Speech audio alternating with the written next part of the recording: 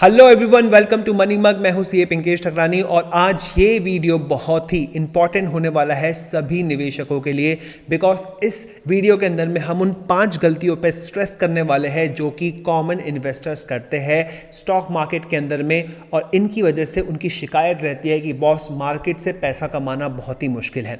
और ये गलती हर कोई इन्वेस्टर कर चुका है और वही इन्वेस्टर अच्छा इन्वेस्टर बन पाता है जो इन गलतियों से जो है दूर रहता है। तो ये 5 मिस्टेक्स आज हम इसके अंदर में कवर करने वाले हैं, वन बाय वन मैं आपको एक्सप्लेन करूंगा और वीडियो के एंड में मैं एक बहुत ही इंपॉर्टेंट स्टॉक भी बताऊंगा जो मेरे पोर्टफोलियो के अंदर में है and I am bullish upon that. Right, तो चलिए दोस्तों स्टार्ट करते हैं। सबसे पहली वाली जो है मिस्टेक हम देखते हैं। स्टार्ट करने से पहले मैं आपको बता दूं कि अगर आपने डीमैट अकाउंट नहीं खुलवाया है तो डिस्क्रिप्शन में लिंक है, स्मॉल केस के लिए भी डिस्क्रिप्शन में लिंक है। वीडियो को लाइक कीजिए, चैनल को सब्सक्राइब कीजिए, हमें मिलता है मोटिवेशन। तो चलिए दोस्तों स्टार्ट करते हैं। सबसे पहली मिस्टेक जब मार्केट फॉल हो रहा है, स्टॉक फॉल हो रहा है, तो हम लोग करते हैं that is averaging down the stock. जी हाँ, ये गलती मैंने भी की है और बहुत ही अच्छी तरीके से मैंने उससे लेसन सीखा है। स्टॉक को कब रीबाय करना चाहिए, स्टॉक को तब रीबाय करना चाहिए जब वो बॉटम आउट हो जाए, उसमें रिवर्सल के साइंस दिखे तभी। रिवर्सल के साइंस या फिर बॉटम आउट के लिए आपको कई जगह से ओपिनियन भी लेने पड़ सकते हैं, टेक्निकल एनालिसिस भी करना पड़ सकता है। इसीलिए अगर कोई स्टॉक नीचे गिर रहा है तो उसको जल्दी से जल्दी एवरेज करने का मत देखिए। जब उसमें वापस रिवर्सल पैटर्न दिख रहा है आप लोगों को, तब उसे वापस बाय करना चाहिए, अदरवाइज उसको बाय नहीं करना चाहिए। हो सकता है कि स्टॉक का जो फॉल है फंडामेंटल रीजन की वजह से है, ऐसे केस में आपको लॉस भी बुक करना पड़ सकता है। यस, अगर बिजनेस में इंपैक्ट पड़ा है, फाइनेंशियल्स उसके बहुत ही पुअर आ रहे हैं, तो आपको लॉस भी बुक करना पड़ सकता है। एवरेजिंग डाउन से हो सकता है कि आप लोग जो है और भी उस ट्रैप के अंदर में फंसते चले जाए। ऐसा मेरे साथ एक नहीं 2 बार हुआ है। 2017 में जब मार्केट उफान पर था, मैंने उस मार्केट में कुछ भी नहीं कमाया, बट यस एक सीख कमाई कि बार बार एवरेज करने से कोई भी फायदा नहीं होता है अगर उसके फंडामेंटल्स में प्रॉब्लम है। तो you need to revisit the fundamentals and उसके बाद ही आप उसे एवरेज करेंगे। ऑब्वियसली अगर एशियन पेंट्स के अंदर में फॉल आता है उसको आप एवरेज कर सकते हैं। टीसीएस के अंदर में रिसेंट में 6% का एक दिन के अंदर करेक्शन आया था, उसको आप वापस से एवरेज डाउन कर सकते हैं। आप चाहे तो एचडीएफसी बैंक को, एचडीएफसी लाइफ को भी एवरेज डाउन कर सकते हैं। फंडामेंटली कुछ चेंज नहीं हुआ है, लेकिन अगर रिलायंस कैपिटल बार बार गिरे जा रहा है और आप इसी होप में कि बॉस अब मैं क्वांटिटी बढ़ा दूंगा उसके बाद ये बढ़ जाएगा, यस बैंक बार बार इसी होप में आप एवरेज कर रहे हैं, गलत हो जाएगा दोस्तों। आप लोगों को इस तरह की चीज से बचना है। कभी भी आप पैसा निवेश करते हैं, खासकर उन स्टॉक्स में जिसमें आपको लॉस चल रहा है, वापस एवरेज करना चाहते हैं, आप आजू बाजू में लोगों से पूछ लीजिए, यूट्यूब पे वीडियो सर्च कर लीजिए, एक्सपर्ट एडवाइस लीजिए, उसके बाद ही उसको जो है एवरेज करना शुरू कीजिए। नेक्स्ट मिस्टेक जो लोग करते हैं वो है म्यूचुअल फंड से रिलेटेड, वो अपनी एसआईपी को रोक देते हैं, सिस्टमेटिक इन्वेस्टमेंट प्लान को रोक देते हैं। ये बहुत बड़ी मिस्टेक हो सकती है। फॉलिंग मार्केट्स के अंदर में आपको रादर अपनी एसआईपी को डबल कर देना चाहिए या फिर एक्स्ट्रा अमाउंट जो है उस फंड के अंदर में आपको जरूर निवेश करना चाहिए, बिकॉज म्यूचुअल फंड्स डाइवर्सिफाइड होते हैं और आप निवेशक जो है उसके अंदर में जब पैसा डालते हैं तो ये आपको बहुत सारा बास्केट ऑफ द स्टॉक्स दे देता है। एंड जब वापस से रिवाइवल आता है देन नॉर्मल इन्वेस्टर्स जो है उसके अंदर में पैसा डालते हैं तो डेफिनेटली जो है वापस ये म्यूचुअल फंड जो है कवर कर लेता है और आपको रिटर्न्स देकर जाता है। बहुत ही कम ऐसे म्यूचुअल फंड्स होते हैं जो लॉन्ग टर्म के अंदर में 5 से 7 साल के अंदर में आपको लॉस देंगे।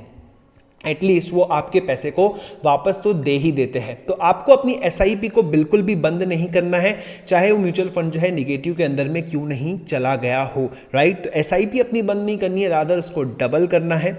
यस, तो चलिए दोस्तों तीसरे रीजन की तरफ जाते हैं। तीसरा रीजन है कि काफी सारे निवेशक ये गलती करते हैं कि 52 वीक लो वाले स्टॉक्स को बाय करते हैं। एक साइकोलॉजिकल पॉइंट हमेशा ध्यान रखिए, स्टॉक मार्केट में हमेशा काम करता है, गिरती हुई चीज को गिराओ और चढ़ती हुई चीज को चढ़ाओ, और ये हर बुल इंसान करता है। बुलिश वाला आदमी करेगा, बढ़ती हुई चीज को बढ़ाएगा, और बियरिश वाला इंसान गिरती हुई चीज को और गिराएगा। इस बात को जितनी जल्दी आप समझेंगे उतना ज्यादा आपके लिए अच्छा रहेगा। 52 वीक लो बनाने वाला स्टॉक वापस से जो है नीचे गिरेगा, ठीक है, इसकी पॉसिबिलिटी ज़्यादा रहती है। कुछ केसेस के अंदर में रीबाउंड कर जाता है। अगर 52 वीक लो पर कोई स्टॉक है, मार्केट भी फॉल हो रहा है, मार्केट उसको पनिश करेगा। आप कमजोर चीज को और गिराते हैं, और हमने पिछले साल देखा था आरबीएल बैंक के अंदर में क्या जबरदस्त तरीके से उसको गिराया गया था। तो आपको ये अच्छी तरह से ध्यान रखना है कि जब मार्केट गिरते हैं तो आप लोगों को उन स्टॉक से जो है थोड़ा दूर रहना है जो कि ऑलरेडी 52 वीक लो पर आ चुके हैं। ये अभी रिसेंट में भी हमने जो है बंधन बैंक में देखा, रिजल्ट के बाद में उसको नहीं गिराया गया, लेकिन जब मार्केट फॉल हुआ तब बंधन बैंक को भी गिराया गया। 10% की जो है पिछली बार की गिरावट हमको इसके अंदर में देखी गई है। देखिए, जो भी स्टॉक्स मैं आपको यहां पर डिस्कस कर रहा हूं एग्जाम्पल के लिए है, इसको आप बिल्कुल भी ओपिनियन की तरह ना ले। और अगर आप किसी भी स्टॉक में निवेश करना चाहते हैं तो किसी YouTube वीडियो के बेसिस पे ना करें, अपने फाइनेंशियल एडवाइजर से जरूर इसके लिए बात कर लें। तो चलिए बात करते हैं चौथी गलती, ये ट्रेडर्स के लिए। ट्रेडर्स ये बहुत ही ज़्यादा उतावले वाले ट्रेडर्स जो रहते हैं, जो नए वाले ट्रेडर्स रहते हैं, उनके लिए है। मेरा एक फ्रेंड था और उसने ये गलती की थी, हालांकि वो गलती से बच तो गया, लेकिन अगर ये गलती जो है अगर कैपिटलाइज हो जाती थी, मटेरियलाइज हो जाती थी, तो उसको बहुत बड़ा नुकसान हो सकता था। इसने क्या किया, इसने ऑप्शन बाय किया, ऑप्शन का जो है गिर गया प्राइस, पूरी तरह से उसका प्रीमियम गिर गया। उसके बाद में उसने लोअर लेवल से इसको एवरेज करना शुरू कर दिया, एक्सटेंसिवली पैसा वैसा लेकर। यू नो व्हाट, अगर ऑप्शन का स्ट्राइक प्राइस से नीचे का प्राइस आ जाता है तो जीरो वैल्यू हो जाता है उसका। ये लिवरेजिंग की वजह से है।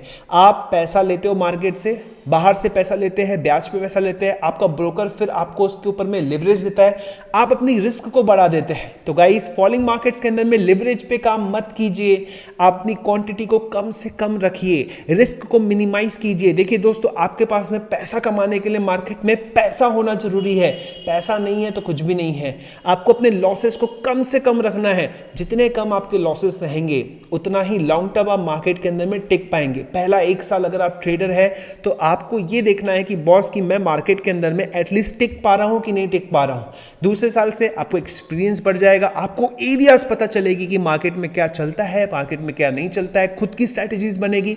तो बॉस, फॉलिंग मार्केट के अंदर में लिवरेज को अवॉइड करना है। लिवरेज जितना कम रखेंगे उतना ज़्यादा अच्छा है, अपनी क्वांटिटी जितनी कम रखेंगे उतना ज़्यादा अच्छा रहेगा। तो गाइस, आखिरी में बात करते हैं, the fifth point is not knowing technicals. Technical analysis, आपको उसके बेसिक्स पता होने चाहिए। ट्रेंड को कैसे पकड़ते हैं, बुलिश ट्रेंड क्या है, मंथली, वीकली, डेली बेसिस पर, ये बारे में आपको पता होना चाहिए। आपको मल्टीपल टाइम फ्रेम एनालिसिस की थोड़ी आइडिया होनी चाहिए। और जब तक आप इस टेक्निकल को जो है समझने की कोशिश नहीं करेंगे, इस पे मेहनत नहीं करेंगे, तब आप स्टॉक मार्केट के बेहतरीन खिलाड़ी नहीं बन सकते हैं, एक बहुत अच्छे निवेशक नहीं बन सकते हैं। फंडामेंटली एनालिसिस तो आप करते हैं, बिजनेस के बारे में जान लेते हैं, फाइनेंशियल्स भी देख लेते हैं, लेकिन टेक्निकल्स भी उतने ही इंपॉर्टेंट है, राइट। तो टेक्निकल्स के बारे में जो है आपको थोड़ी स्टडी करनी चाहिए। डाउ जोन्स थ्योरी आपको जो है पता होनी चाहिए, उसके रिलेटेड आर्टिकल्स आप पढ़िए। एंड यू नो, जितना आप इसके बारे में पढ़ेंगे उतने आपके इस तरह के एनालिटिकल माइंड को जो है एक प्रकार का बूस्ट मिलेगा और स्टॉक मार्केट के अंदर में आप उसको अप्लाई कर पाएंगे। तो चलिए दोस्तों, अब टाइम आ गया है एक ऐसे स्टॉक की जिस पर मैं बुलिश हूं, and that is Hindustan zinc. ये जब शेयर 200 रुपए का था तब मैंने इस पे वीडियो बनाया था, तब से ये 400 रुपए पर वापस आकर 330 पर अटका हुआ है। I am invested into it for very great reasons. Number 1 reason, 6-7% की बहुत ही जबरदस्त डिविडेंड यील्ड है इसके अंदर में, तो मैं घबराता नहीं हूं, ये स्टॉक मेरे पोर्टफोलियो में हमेशा रखने लायक है। नंबर 2, अभी हो सकता है कि सिल्वर के अंदर में ब्रेकआउट आए, उसका बेनिफिट जो है हिंदुस्तान जिंक को मिले। नंबर 3, ये जो है 3 इयर्स ब्रेकआउट पर खड़ा हुआ है, कभी भी इसके अंदर में ब्रेकआउट आएगा। बीच में भी 400 पे गया था, देन उसके बाद में वापस आया, बहुत ही शार्प रिकवरी हो गई है और यहाँ पर एक हाई प्रोबेबिलिटी पैटर्न भी बन रहा है। तो मेरे हिसाब से ये स्टॉक पर आपकी नज़र होनी चाहिए। इस पूरे वीडियो के अंदर में क्या आपको अच्छा लगा, बिल्कुल कमेंट के अंदर में बताइएगा। किसी और चीज़ के ऊपर में आपको वीडियो चाहिए, किस विषय को हमें डिस्कस करना चाहिए, जरूर कमेंट के अंदर में बताइएगा। और क्या लगता है आपको हिंदुस्तान जिंक के बारे में, वो भी जरूर बताइएगा। मिलेंगे नेक्स्ट वीडियो के अंदर में, तब तक के लिए थैंक यू सो मच।